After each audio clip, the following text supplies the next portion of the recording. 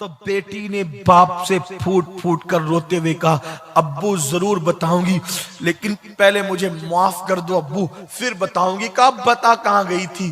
कहा बाबा आपकी बीमारी के लिए मोहल्ले में, इलाके में, गांव में कोई हमारी मदद नहीं करता। आपकी बीमारी को पैसे मांगते तो कोई इमदाद नहीं करता। तो मैंने सोचा कि बहनों की शादी हो जाएगी, आपका इलाज हो जाएगा, मैं अपनी आबरू बेचकर कुछ पैसे कमा लूंगी तो मैं इलाज कर सकूंगी आपका, बहनों की शादी।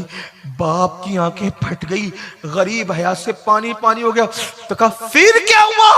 कहा बाबा फिर क्या हुआ? गई तो थी बाजार हुस्न में अपने आबरू का सौदा करने।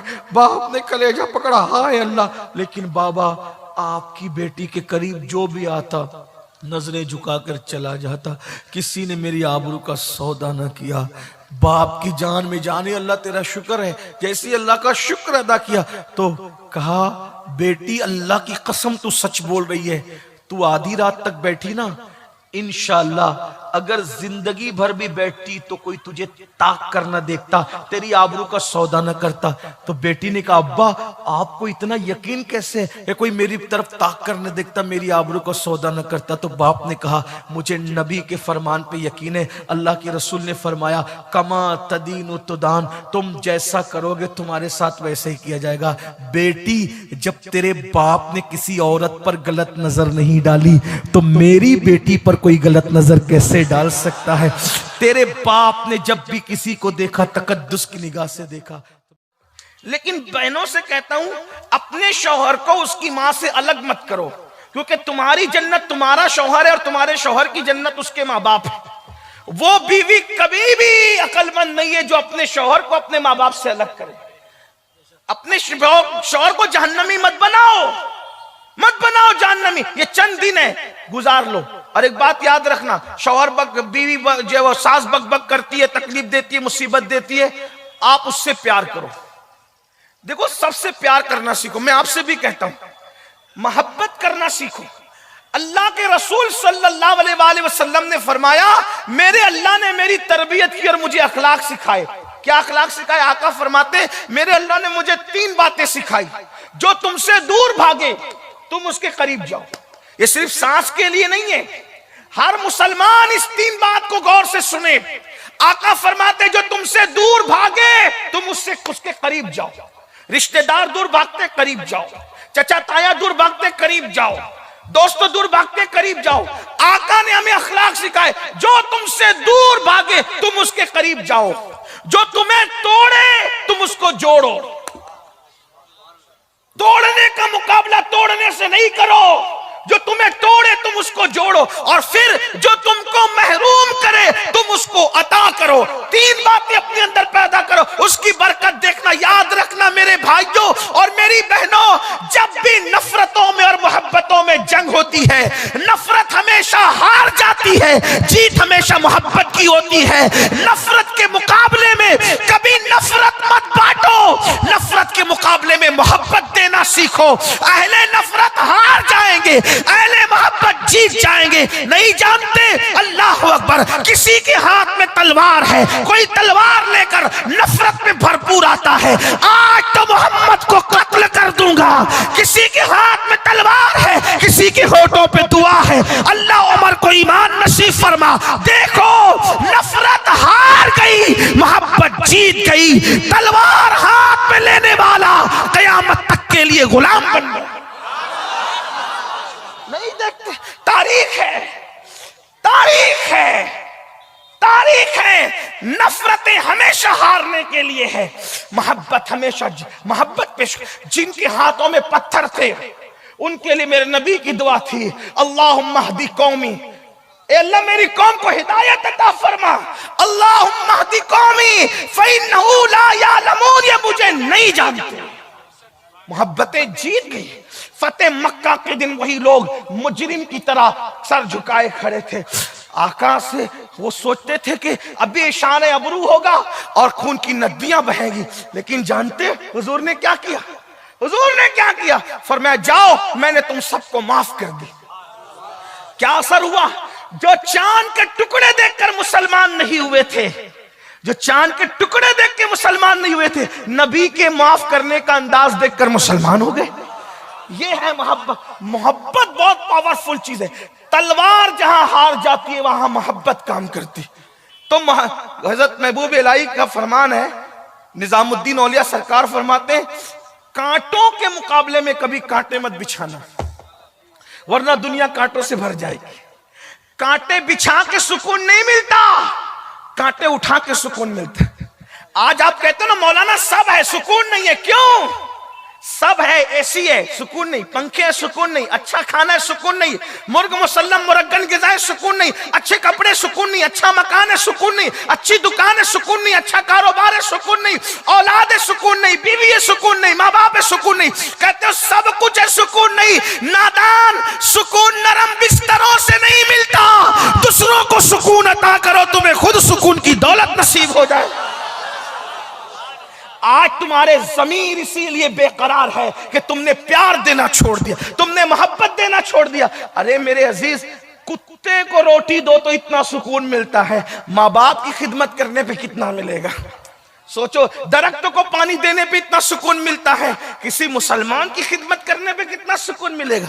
तो मैं जो नुस्खा पेश करने चला था, मैंने कहा था जल्दी खत्म कर दूंगा, मैं वाकई समेटूंगा, फैलाऊंगा नहीं। सास बहू का झगड़ा कैसे खत्म? बड़ा मसला है। मसला कश्मीर इतना बड़ा नहीं है जितना घर घर का ये झगड़े हैं, लेकिन बहुत आसान है। हम लोगों के पास तो सब आसान है। कहते हैं बहनें, नौजवान बहनें गौर से सुने, मैं उनकी मजबूरियां जानता हूं। अक्कड़ दिमाग और खड़ दिमाग बुढ़ियां यकीन जाने ऐसी बकबक पीछे लगाती है कि जल्दी जवानों से हजम नहीं होता। अगर बूढ़ी अम्मी मौजूद है तो माफ करना, खाना खा के भी कहेंगी कि मुझे खिलाया नहीं। बुढ़ापे में दिमाग ही बच्चों की तरह हो जाता है, तो नौजवान उसको जल्दी जब वो बर्दाश्त नहीं कर पाते। लेकिन याद रखें, इतना सोचते हैं कि मैंने भी बूढ़ी होना है बस। आपसे भी कहता हूं, आपने भी सोचते हैं जब माँ बाप बकबक करे तो सोचते हैं कि हमने भी बूढ़ा होना है। और याद रखना, बूढ़ों की बड़ी बरकत है। जिस घर में बूढ़े होते हैं उस घर में रहमतें नाजिल होती।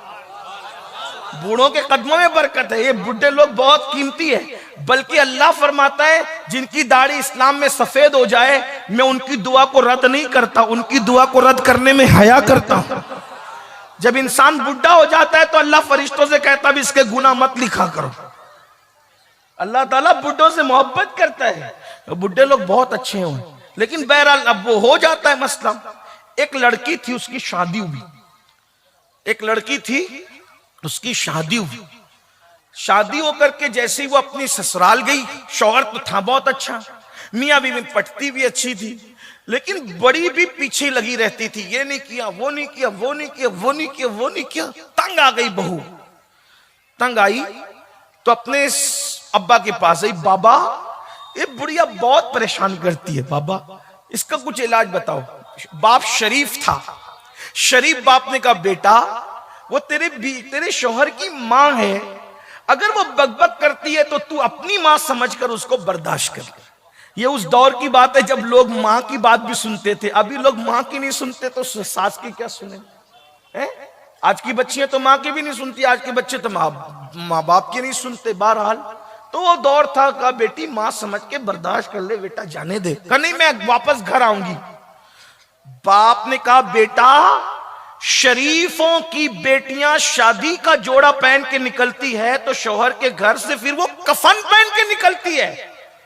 हमारे यहां शादी के बाद वापसी का कोई तस्वुर नहीं है। और यही मैं आज के माँ बाप से भी कहना चाहता हूं, अपनी बेटियों को शय दे के बिगाड़ो मत कि हम पाल लेंगे, हम पाल लेंगे। अरे तू अपनी बेटी को सोने के गोल्ड के पलंग पे सुला सकता है, लेकिन जो शौहर दे सकता है क्या वो तू दे सकता है?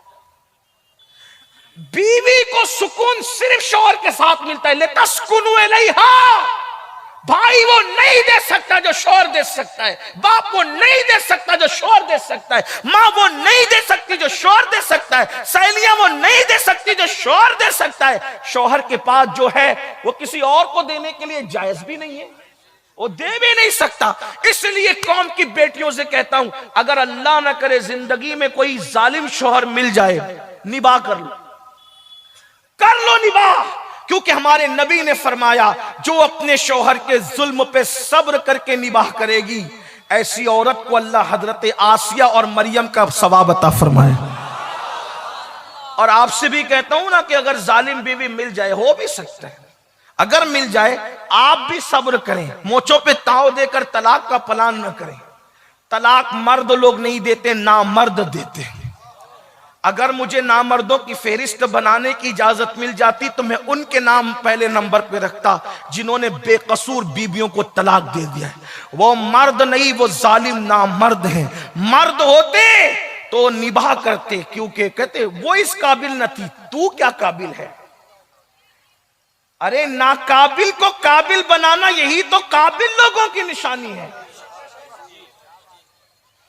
शरीर घोड़े को बस में करना ऐब नहीं है, ये घोड़सवार अच्छा घोड़सवार होने की निशानी है। ये शरीर से शरीर घोड़ा वो काबू में कर लेता है, यही तो है। इसलिए अगर बीवी तुम्हें जालिम मिल जाए तुम सब्र करो। आका फरमाते अल्लाह सब्र अय्यूब का अजर तुम्हें अता फरमाएगा। तुम भी थोड़ा सब्र से काम। और याद रखना, पहलवान वो नहीं है जो लोगों को पछाड़ दे, पहलवान वो है जो गुस्से को पी जाए। बेहतरीन बहादुर इंसान वो जो गुस्से को पी जाए, गुस्से को पीने वाला। और अपने हाथों का जोर अपनी कमजोर बीबियों पे दिखाने वालों, वो मर्द नहीं होते जो औरतों को मारा करते। अल्लाह के रसूल अलैहि सलाम ने फरमाया कमीने लोग हैं, कमीने जो औरत की इज्जत नहीं करते। हुजूर की हदीस है। मेरे पास इतनी ताकत नहीं होती कि मैं ये बातें करता। फकी अबुल्लाह समरकंदी ने हदीस के अल्फाज लिखे, जो बीवी को की इज्जत नहीं करना जानते वो कमीने कमीने। शरीफ इंसान वो है जो बीवी की इज्जत करना जानता है। इसीलिए मेरे आका ने फरमाया तुम में सबसे बेहतर वो है जो अपनी बीवी के साथ अच्छा सुलूक करता है। हाथ में तस्बीह रखकर मक्कारी करने को अच्छाई नहीं कहते, कंधे पे मुसल्ला डाल के घूमने को अच्छाई नहीं कहते, सिर्फ दाढ़ियां रखकर कोई अच्छा नहीं होता। फरमाया तुम में सबसे अच्छा वो है जो अपनी बीवी के साथ अच्छा सुलूक करता है। जाओ बीवियों के दिल जीतो। तो बहरहाल अर्ज क्या कर रहा था, जल्दी जल्दी सफर पूरा करते चलते हैं। मुझे सर्दी का एहसास है और मैं जानता हूं 2 घंटे बैठने के बाद सर्दियों में हाजतें शुरू हो जाती है, लेकिन आपके जिगर को फिर सलाम करता हूं, आपकी मोहब्बतों को फिर सलाम करता हूं। लेकिन बात पूरी करूंगा जल्दी से। तो उस लड़की ने कहा अपने बाबा से, बाबा मैं छोड़ आती हूं घर। शौहर अच्छा है लेकिन सास अच्छी नहीं। कहा बेटी शरीफों के घर ऐसे नहीं होते कि बेटी आकर के बैठ जाए, ना हम तुझे नहीं बिठाएंगे, जा निभा कर। अब बाप की तरफ से जब शय नहीं मिलती, माँ की तरफ से शय नहीं मिलती, तो फिर बच्चियां निभा करती। और एक बात ये भी कहता हूं, कुछ बच्चियां कुछ चंचल होती, बेबाक, तो जब देखती कि माँ बाप शय नहीं दे रहे तो फिर वो खुदकुशी का सोचने लगती है। याद रखना दुनिया की जो मुसीबत है वो खत्म होने वाली है।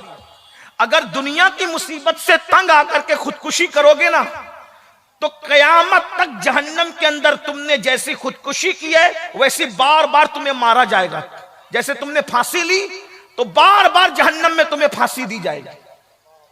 अगर तुमने जहर पिया बार बार तुम्हें जहन्नम में जहर पिलाया जाएगा।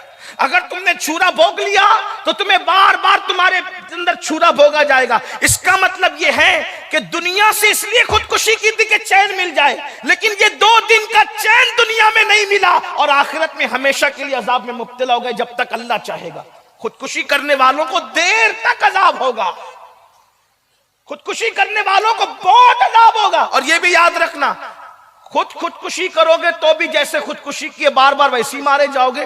और अगर किसी को कत्ल किया है तो जैसे अंदाज से तुमने किसी को कत्ल किया वैसे तुम्हें भी जहन्नम के अंदर कत्ल किया जाएगा। और आका फरमाते जिसने किसी बेगुनाह को कत्ल किया अल्लाह ने उस पर जन्नत की खुशबू भी हराम कर दी। चिड़िया को बेगुनाह नहीं मार सकते, चिड़िया को बेजरूरत नहीं मार सकते, खेलकूद के लिए चिड़िया नहीं मारी जा सकती। अगर आपको खाना है, और जो उलमा ने जो बताए हैं मामलात, उसी अगर कोई खेल कूद के लिए चिड़िया की जिंदगी से खेले, हदीस पाक में आया है, अल्लाह के रसूल अलैहिस्सलाम फरमाते हैं किसी ने किसी चिड़िया की जिंदगी से खेल किया होगा तो वो चिड़िया अल्लाह से फरियाद करेगी, मौला फलां ने मेरी जिंदगी के साथ खेला था, आज अदल और इंसाफ का दिन है, मुझे इंसाफ चाहिए। अल्लाह के रसूल फरमाते हैं चिड़िया की फरियाद बिजली की कड़क की तरह सुनाई देगी, और अल्लाह फरमाएगा आज इंसाफ का दिन है। अगर किसी ने चिड़िया की जिंदगी से भी खेला है, उसके अमाल बर्बाद किए जाएंगे और उसको मुंह के बल घसीटते हुए जहन्नम में दाखिल किया जाएगा। छटाक भर की चिड़िया की जिंदगी से जो खेले, उसके अमाल बर्बाद करके उसे जहन्नम में दाखिल किया जाएगा। जो इंसानों की जिंदगी से खेले, उसका क्या हाल होगा? ये दुनिया ही सब कुछ नहीं है, तौबा करो, बदलो। तो अर्ज ये कर रहा था कि दुनिया की मुसीबतों से तंग आकर कभी खुदकुशी का मत सोचना। ये दुनिया है, चंद दिन में दुनिया गुजर जाएगी, खत्म हो जाएगी। आखिरत का सोचो, आखिरत में बहुत बहुत मजे हैं, बहुत मजे हैं। आखिरत में बहुत करम है, जो चाहोगे वो नेमतें मिलेगी। दुनिया संवार लो, बस दुनिया में सही से जी लो। तो उस लड़की ने सोचा अब्बा तो शय नहीं दे रहे, अब्बा तो मेरी मदद नहीं कर रहे। तो उस लड़की ने क्या किया, उसके अब्बा के गहरे दोस्त थे एक हकीम साहब, और वो वाकई हकीम थे, यानी ऐसी आलू चालू बाजारी आदमी नहीं, वो वाकई हकीम थे। हकीम यानी हकीम किसको कहते हैं समझते हो ना, वो जड़ी बूटी की दवाएं वगैरह बनाते हैं। वो लोग कुछ दौर में बहुत पढ़े लिखे होते थे, दवाएं बनाना भी जानते थे, हिकमत की बातें करना भी जानते थे। तो बचपने से चच्चा चच्चा कहती थी, अब्बा के गहरे दोस्त थे। सोचा अब्बा मदद नहीं करें, चच्चा के पास चलो। वो हकीम साहब के पास गई, कहने लगी चच्चा जान, सांस बहुत सताती है, जालिम, गालियां देती है, तकलीफ पहुंचाती है, मुसीबत खड़ी करती है। अब्बा को शिकायत की, अब्बा शिकायत कबूल करने तैयार नहीं। अम्मा को शिकायत की, अम्मा शिकायत कबूल करने तैयार नहीं। अब चच्चा एक काम करो ना, आप दवा बनाना जानते हो ना, तो ऐसी कोई दवा बनाओ मैं बुढ़िया को खिला दूं तो बुढ़िया मर जाए, उसका किस्सा खत्म हो जाए। हकीम साहब वाकई हकीम ने कहा हाँ सही कहा बेटी, बहुत सही बात, लेकिन तेरा रोज उससे झगड़ा होता है, तेरी सास, अगर बुढ़िया अचानक मरेगी तो लोगों को शक होगा ना कि बहू ने मार डाला।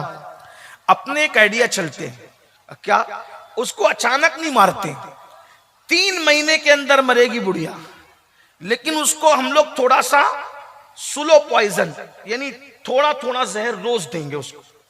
3 महीने की मैं पुड़िया बना देता हूं, खाने में जहर देना, लेकिन लड़ना मत वरना फिर शक होगा कि बहू ने मारा। तो करना क्या, 3 महीने तक तुझे सब्र करना है। तो क्या कहा कि बुढ़िया के पैर दबाना, उसके सर में तेल डालना, कंघी करना, उसके कपड़े धुलना, उसको खाना खिलाना, इतना प्यार की एक्टिंग कर कि ऐसा लगे कि तू उसकी बेटी है। तो होगा क्या, जब वो मर जाएगी जहर से तो तुझे, तेरे ऊपर किसी को शक भी नहीं आएगा कि तूने मारा है। उसने कहा 3 महीने अगर बुढ़िया को झेल लूं तो हमेशा के लिए मेरी राहत ही राहत है। तो चलो 3 महीने पैर दबाने में जाता क्या है, 3 महीने खाना खिलाने में जाता क्या, 3 महीने खिदमत करने में जाता क्या है। पुड़िया लेकर आई चुपके से, अब आई तो बड़ी भी ने कहा कहां गई थी, अम्मा वो तो मैं ऐसे ही वैसे गई, तो अपना अंदाज प्यार का। अब वो गाली दे रही है, चुप है, अम्मी मैं खाना दूं तुम्हें, चल जा यहां से, निकल, बदमाश कहीं की। जो भी हुआ होगा, जैसा भी हुआ होगा, जैसे आप सुनते देखते रहते हैं। इसने कहा नहीं अम्मी आप नाराज भी हो ना, मैं आपको खाना देती हूँ। एक बात याद रखना मेरे अजीज, कुत्ते को भी प्यार दो ना तो कुत्ता भी दुम हिलाने लगता है, बकरी को भी सहलाओ ना तो बकरी और गाय भी गर्दन झुका देती है। प्यार में वो असर है, प्यार में वो तासीर है। पत्थर भी मोम होता है, कुत्ते भी जेर होते हैं, जानवर भी सर झुकाते हैं। आप कभी किसी जानवर के हाथ बदन पे हाथ फेर के देखना प्यार से, न गर्दन झुकाए तो फिर कहना, फितरत है। मोहब्बत की तासीर, मोहब्बत बड़ी पुर असर है, मोहब्बत में बड़ी तासीर है। जो मुहिम हथियारों से सर नहीं होती वो मोहब्बतों से सर हो जाती है। एक दिन गुजरा, उसने वो पुड़िया खाने में मिला दी, नाश्ते में खाने में मिलाकर बुढ़िया को दिया। पैर दबा रही है, सर दबा रही है, कपड़े पेश कर रही है। बुढ़िया सोच रही है इतने मूड में आज कैसे है, ये बदमाश हमेशा सताती रहती है, मुंह चलाती रहती है, और ये आज बड़ी खिदमत ठीक कर रही है, सोचा हो सकता है कोई बात हो। दूसरा दिन फिर वही, तीसरा दिन फिर वही। बहू के दिमाग में चल रहा है 3 महीने खिदमत करो, हमेशा के लिए छुट्टी पाओ। जैसे ही 8-10 दिन गुजरे, अब ये प्यार देने वाली बहू प्यार दे रही, तो बुढ़िया ने सोचा या अल्लाह मेरी बहू मुझे इतना प्यार दे रही, मैं वही कमबख्त दिल में उसका कीना लेके बैठी। तो बुढ़िया ने भी सोचा जब बहू बदल गई तो मुझे भी बदल जाना चाहिए। अब वो दोनों में प्यार हो गया, झगड़ा खत्म हो गया, मोहब्बत खत्म हो गई।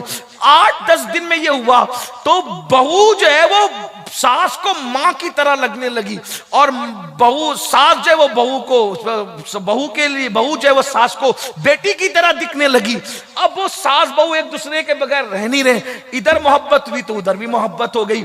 अब बेटी बेटी बेटी कह के पुकारती है, घर का माहौल बदल गया, झगड़ा खत्म हो गया, ये हो गया वो हो गया, ये भी इसके बगैर नहीं, वो भी उसके बगैर नहीं। इसको अचानक ख्याल है अरे बुढ़िया तो 3 महीने बाद मर जाएगी, मेरी इतनी अच्छी सास 3 महीने बाद मर जाएगी। 15 दिन के बाद रोते धोते पहुंची, चच्चा चच्चा वो जो आपने 15 पुड़ियां तो खिला दी उसको और वो मर जाएगी, तुमने 3 महीने के लिए कहा था। मेरी सास मुझसे बहुत प्यार कर रही है चच्चा, जो मुझसे इतना प्यार करे वो मर जाए मुझे गवारा नहीं, चच्चा मेरी सास को बचा लीजिए। मुस्कुराकर बड़े मियां ने कहा बेटी मैं जानता था जब तू अपनी सास को प्यार देगी ना बेटा, तो वो भी तुझसे प्यार करने पे मजबूर हो जाएगी। तो किसी को पागल कुत्ते ने तो नहीं काटा ना कि मोहब्बत के बदले में नफरत ही करे, लेकिन एक ना एक दिन मोहब्बत अपना असर दिखाती है। बेटा मैंने जहर नहीं दिया था, वो तो ऐसे ही तू, अगर मैं मना करता तो तू कहीं और चली जाती, गलत रास्ते भी चली जाती, किसी बदमाश के पास चली जाती जो वाकई तुझे जहर देता। तो मैंने सोचा कि मना भी ना करूं और ये काम भी कर दूं। तो मैं जानता था जब तू प्यार करेगी तो वो भी प्यार करेगी। मेरी बहनों ये पुड़िया आप भी लेकर जाओ, अपनी सास की खिदमत करो, नंदों की खिदमत करो, जिठानियों की खिदमत करो। आपसे भी कहता हूं लोगों से प्यार करो। मेरे आका अलैहिस्सलाम के दीवानों, ये कादरी फकीर आपकी बस्ती में तुम्हें गारंटी दे के जा रहा है, सबसे प्यार करो, दुनिया कदम में न झुक जाए तो फिर कहना। आखिरी बात अर्ज करूं आपके सामने, बस तवज्जो से सुन ले, आखिरी बात अर्ज करूं आपके सामने, अल्लाह के रसूल ने किस किस को माफ किया, अल्लाह के रसूल ने कैसे कैसे लोगों को माफ किया जानते हैं? आखिरी बात देखो हुजूर ने कैसे माफ किया। माफ करना सीखो। आका अलैहिस्सलाम फरमाते माफ करने से इज्जत नहीं जाती और सदका देने से माल कम नहीं होता। माफ करो, खुदा तुम्हारी इज्जत बढ़ाएगा। सदका दो, अल्लाह तुम्हारे माल में बरकत अता करेगा। एक सुने तवज्जो से, आखिरी बात उसको अपने अल्फाज के जामे में पेश कर रहा हूं, तवज्जो से सुन। मक्का फतेह हुआ, फतेह मक्का का दिन था। अल्लाह के रसूल ने फरमाया कोई किसी पे तलवार नहीं उठाना। साहबा ने कहा ठीक है, लेकिन हुजूर अलैहिस्सलाम ने कुछ लोगों के नाम ब्लैक लिस्ट में गोया के रखे थे, यानी ये दिखे तो उसको दिखे तो कत्ल कर देना है, क्योंकि वो लोगों ने किए ही थे ऐसे काम। उनमें से कुछ लोग थे, उनमें एक नाम था वहशी। ये वहशी कौन है जानते हैं? वहशी अल्लाह अकबर। ये वहशी वो शख्स है, वो जवान है जिन्होंने रसूलुल्लाह के सगे चचा हजरत अमीर हमजा को कत्ल किया और कत्ल करके सीना चीरा था और एक औरत के हवाले किया था। उस औरत ने वो कच्चा चबाया था, कलेजा और थूका था। कान काटे थे, होठ काटे थे, नाक काटे, उंगलियां काटी थी। लेकिन ये बात याद रखें, जिन लोगों ने भी ऐसा किया बाद में वो मुसलमान हुए और हुजूर ने उनको माफ किया। तो इस्लाम लाने से पहले अगर किसी ने कुछ कर दिया तो इस्लाम लाने के बाद हम उस पर तान नहीं कर सकते। याद रखना, हुजूर ने जिनको माफ कर दिया, अब हम उन मुर्दे गड़ों को, उन गड़े हुए मुर्दों को नहीं उकेल सकते। कुछ लोग ऐसा करते हैं। याद रखना, जिसको रसूलुल्लाह ने माफ कर दिया, अब हम गुलाम होने की हैसियत से उन पे क्रिटिसाइज नहीं कर सकते, नुक्ताचीनी नहीं कर सकते, उनके ऐब बयान नहीं कर सकते। तो हुजूर ने कैसे अपना बनाया? वहशी एक हबशी गुलाम है, छोटी छोटी आंखें, निशाने बाज है। अमीर हमजा को कत्ल किया और कान काटे, नाक काटी, उंगलियां काटी।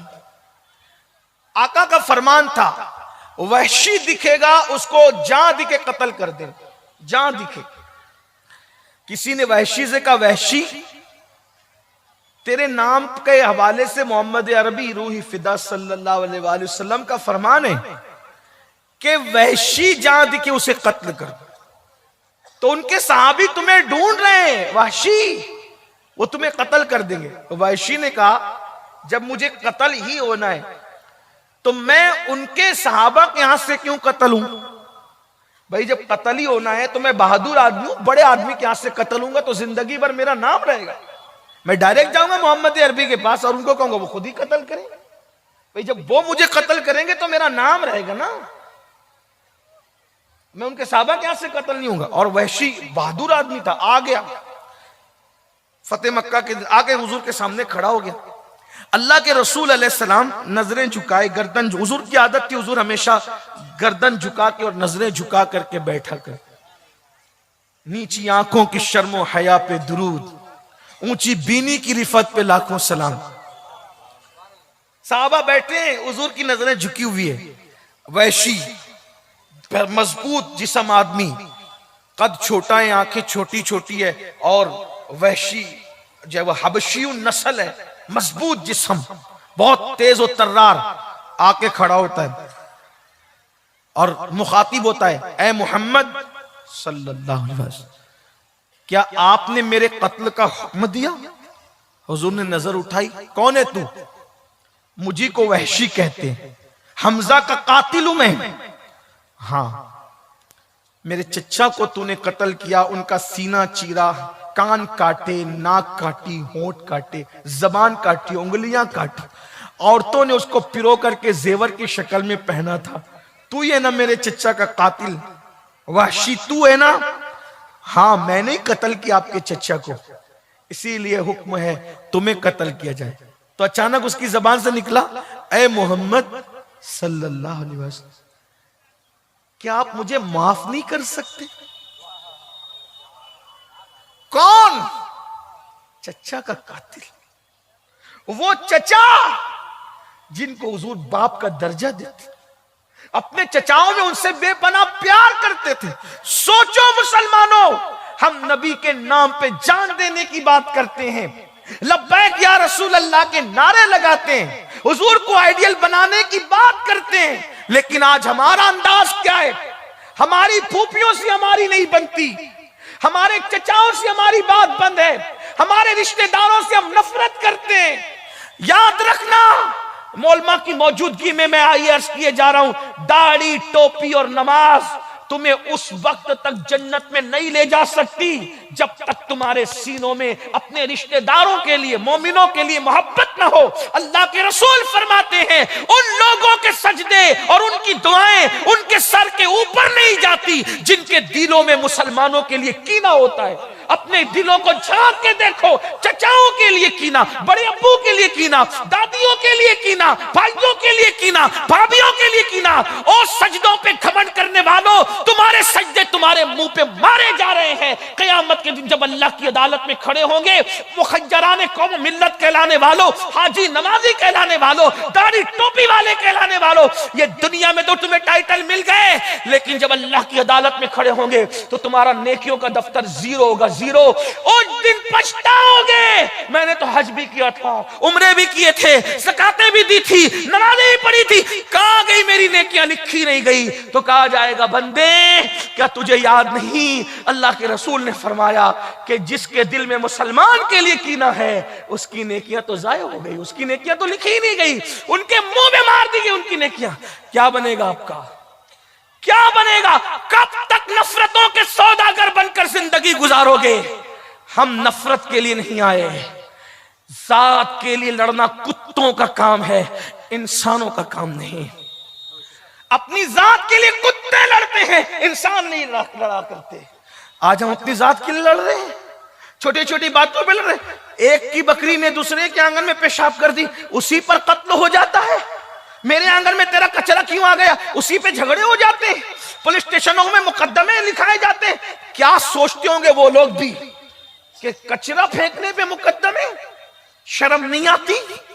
किस मजहब इस्लाम की बात करते हो? गोश्त तो मछली, दाढ़ी टोपी वाले सिर्फ नहीं। दाढ़ी और टोपी की अहमियत इस्लाम में जरूर है, हम उसका मजाक नहीं उड़ाते, लेकिन अल्लाह के रसूल ने फरमाया, अत्तक़वा हाँ होना, तकवा यहां है, इस दिल में तकवा है। मोहब्बत वाला दिल न हो। इकबाल ने कहा था, दर्द दिल के वास्ते पैदा किया इंसान को, वरना इबादत के लिए कुछ कम न थे करोड़ों बयां। तुम्हें पता है शबे कद्र में जिब्रील और जो फरिश्ते आते क्यों आते हैं? साल भर फरिश्ते और जिब्रील अल्लाह से कहते, अल्लाह हमें जमीन पे जाने दे और उनकी जियारत करने दे जो इबादत हम नहीं कर सकते, और वो लोग हमसे हम नहीं कर सकते वो इबादत जो मुसलमान करते हैं उनकी जियारत करने दे। तो कौन सी इबादत है जो जिब्रील नहीं कर सकते? तवज्जो है?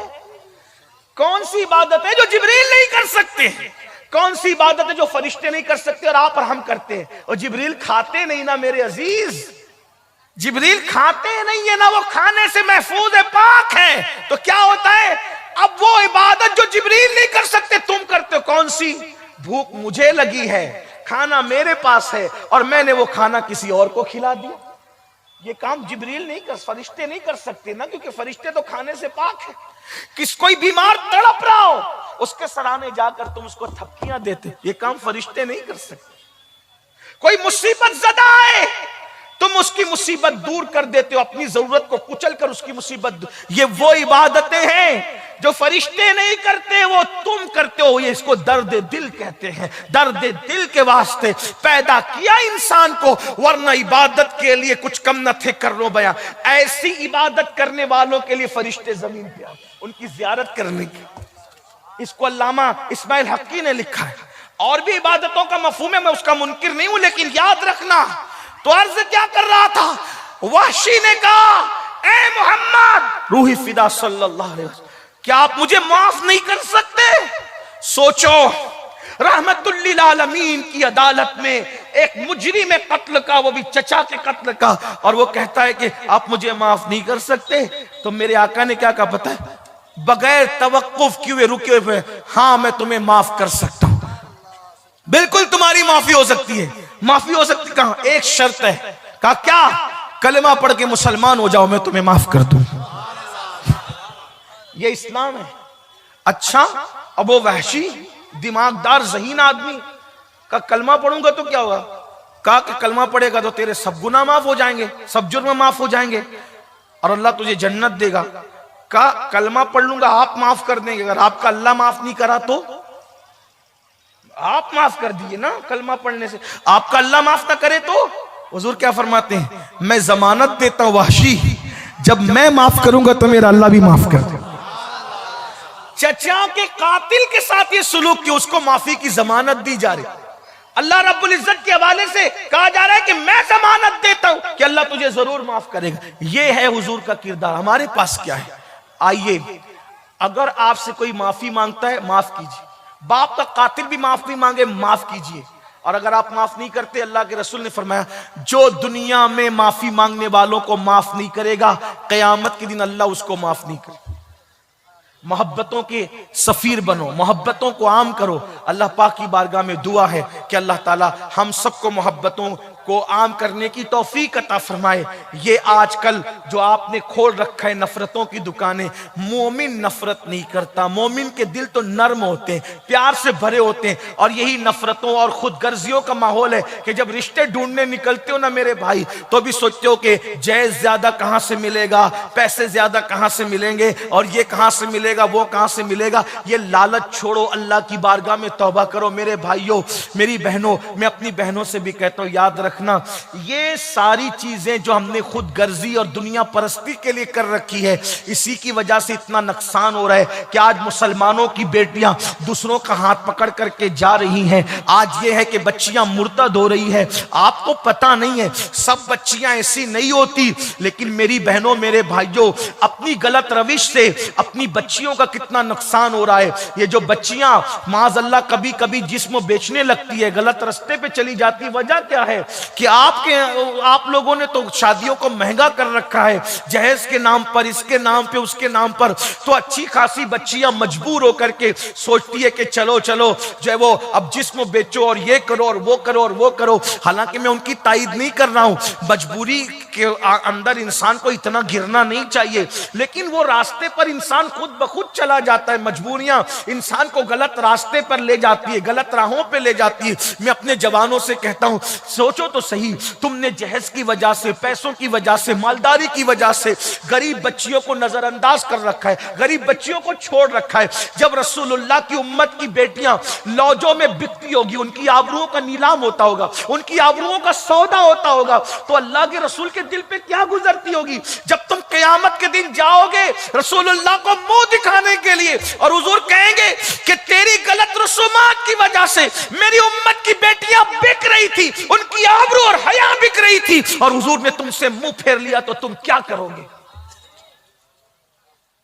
इतना जालिम माशरा बना रखा है कि आज बेटियां गलत रास्ते पे जा रही। हमारे ये जहेज की रस्में, ये पैसों की रस्में, ये दौलत की रस्में, भिखारी बने हो। रसूलुल्लाह ने कौन सा जहेज दिया। हुजूर के यहां शादियां हुई तो कौन सा जहेज लिया, कौन सा जहेज दिया। बल्कि लोग इस मौके पे दीनदार लोग भी लालच का शिकार होते हैं। याद रखना, तुम्हारी दीनदारियां तुम्हारे मुंह पे मार दी जाएगी। मुनाफिक ना बनो, जो बोलते उस पे अमल करो। या अय्युहल्लज़ीना आमनू लिमा तक़ूलूना मा ला तफ़अलून, वो क्यों कहते हो जिस पे तुम खुद अमल नहीं करते। रिश्ते ढूंढने निकलते हो तो वो जगह, वो मकान ढूंढते हो जहां जहेज की भीख मिलेगी।